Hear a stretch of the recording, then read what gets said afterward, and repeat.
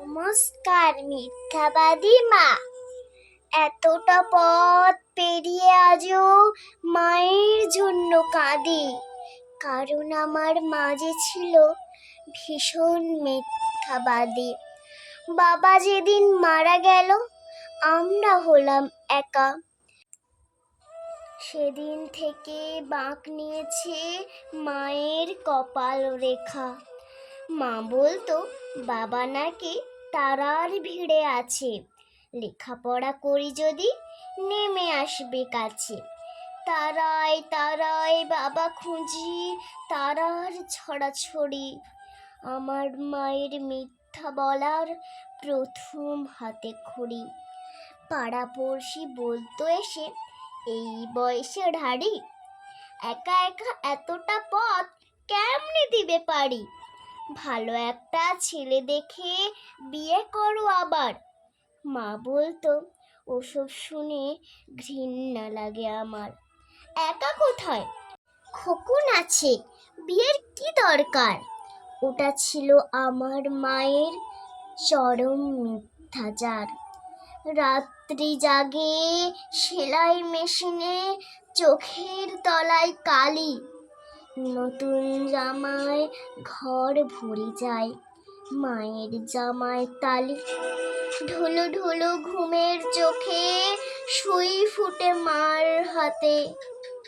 আমি বলি, শোও তো এবার, কি কাজ এত রাতে? মা বলতো, ঘুম আসে না, শুয়ে কি লাভ বল? ওটা ছিল আমার মায়ের মিথ্যা কথার ছল। স্কুল থেকে নিতে আসা গাড়ি ঘোড়ার চাপে আমার জন্য দাঁড়ান মা কড়া রোদের তাপে।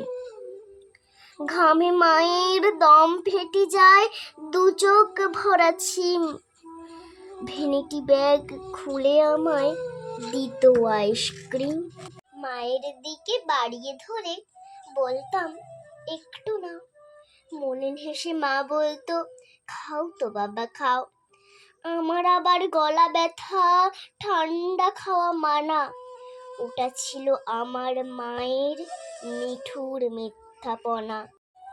বড় হয়ে চাকুরি নিয়ে বড় শহর আসি, টুকটুকে বউ ঘরে আমার বউকে ভালোবাসি। নিয়ন বাতির ঢাকা শহর আলোয় ঝলমল। মাকে বলি, গঞ্জ ছেড়ে এবার ঢাকায় চলো। মা বলতো, এই তো ভালো খোলামেলা হাওয়া, কেন আবার তোদের ওই ভিড়ের মধ্যে যাওয়া? বন্ধ ঘরে থাকলে আমার হাঁপানি ভাব হয়। ওটা ছিল আমার মায়ের মিথ্যা অভিনয়। তারপর আমি আরো বড় স্ট্যাটাসের অধিবাসী, বিশ্ব ব্যাংকের বিশেষজ্ঞ, সুনাম রাশি রাশি। দায়িত্বশীল পদে আমার কাজের অন্ত নাই। মায়ের খবর নিব এমন সময় কমই পাই। মা বিছানায় একলা পড়া, খবর এলো শেষে, এমন অসুখ হয়েছে যার চিকিৎসা নেই দেশে।